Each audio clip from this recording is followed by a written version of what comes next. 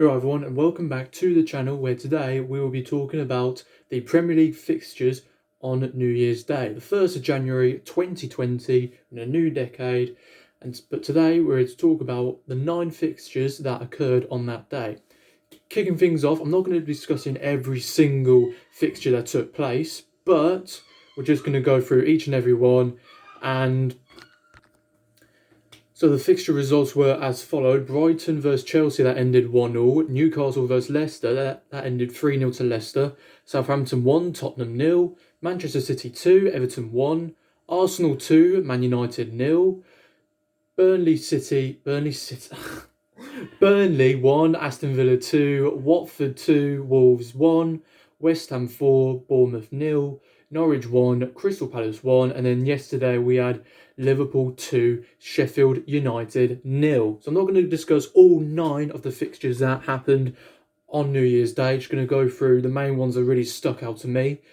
Starting off with Brighton vs Chelsea, ended 1-1. It was I didn't watch the full match, but I did see the highlights. And to be honest, from what I could see, it was somewhat evenly matched. I mean, the scoreline clearly shows that. Chelsea, they had a corner. I think it was one of the defenders tried to attempt a header into the back of the net, but instead it fell to the feet of what was his name, Azpilicueta, and he just banged in the back of the net. Brighton's goal, I mean, I can't even remember the player's name, and I'm not even going to attempt it if I did even know it, because I'll probably butcher it.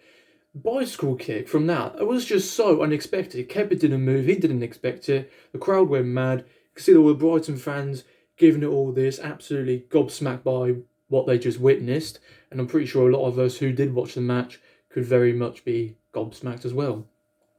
Right, on to the next fixture. Leicester 3, Newcastle 0. I mean, Leicester, they seem to be having a bit of an on-off time. I mean, mainly they are having decent results, fairly decent results, in winning a few matches, but then again also drawing the odd one, like they drew to Man City, I think was their recent loss. 3-0 against Newcastle, I mean, it was just pure dominance. There's no way of putting that. I think Newcastle were down 10 men at one point. And it was a fairly... I don't think Vardy actually played for Leicester for this match. The 3 goal scorers were Chowdhury, Perez and Maddison. Maddison's goal could be a contender for goal of the year. I mean, or goal of the season rather. I mean, yeah, it was only the first goal of the new year, if that makes sense. But still, outside the box, weak foot curler into the top corner. Newcastle United's goalkeeper could not do a thing about it. He really, genuinely just could not do anything about it. Such a good young talent for us, for England. But yeah, it was just a fairly decent game for them. Right, Southampton 1, not Chelsea, Tottenham 0. I mean, Tottenham, they're very much on and off. Let's put it this way. Mourinho, he's gone from being the consistent one to being the fairly average one. There's no two ways of going about that. But just looking at the stats here of Danny Ings, there was a period of, I think it was about, was it 11 or 12 games? He just went without scoring. This season, however, he has gone... Let's compare it last year, actually. Danny Ings, last year, in the whole of the 2018-19 season, played 24 matches, 7 goals, 3 assists, 1 yellow card. 24 games across the whole of last season. This season, he's played 21 games, 13 goals, 1 assist. So yes, he's had less assists than what he did in last season, but he's had a lot more goals. And of course, it's not the end of the season. We've still got a lot more games to go. I think we've got like another 20 games or something like that. So fairly impressive stats for someone who was quite quiet, not really much going on for him. I think he scored in like 11 consecutive games in the Premier League, which is good for any striker really, but for Danny Ings, that's something special really. On to the next game, Man City vs Everton. I did watch this game, not all of it, I'll be honest. I only watched the second half of it. Yes, I'm not going to lie, I did sort of forget that it was on and it was going to be on BT Sport, because many of these games are on Sky Sports and I don't have Sky. But yeah, from what I saw from the highlights of the first match, yeah, it was not really too much going on. Bravo did a fantastic save, an Edison-esque style save, I suppose you could say. What else? Mahrez, he was caught offside when there was a goal that led up to Phil Foden scoring. In the build-up to it, he was caught offside, which, fair enough. VAR stepped in and it was offside. There's no two ways about it. But overall, a very good game for us. Gabriel Jesus, I believe he got man of the match. And the first goal he scored was an absolute beaut of a curler. I think that was the moment of the match for our man of the match. It was just a beautiful curler. Watch it go in off the fingertips of Pickford. It's weird. He is quite a weird goalkeeper. I mean, he's half decent, well, when he's playing for England. He's absolutely terrible when he's playing for Everton, even under the new management of Carlo Ancelotti. I mean, this is only his second game, I think, so got time to improve. Definitely got time to improve. On to the next game, which I went and watched live. It was the Arsenal versus Man United. I didn't actually go to the Emirates. I just watched it live. Honestly, it could have been 4 or 5 for Arsenal. They played like they wanted them 3 points. They played like the league depended on it, especially when you look at the position of where they were at. They were like, at the time before this match kicked off, they were 13th.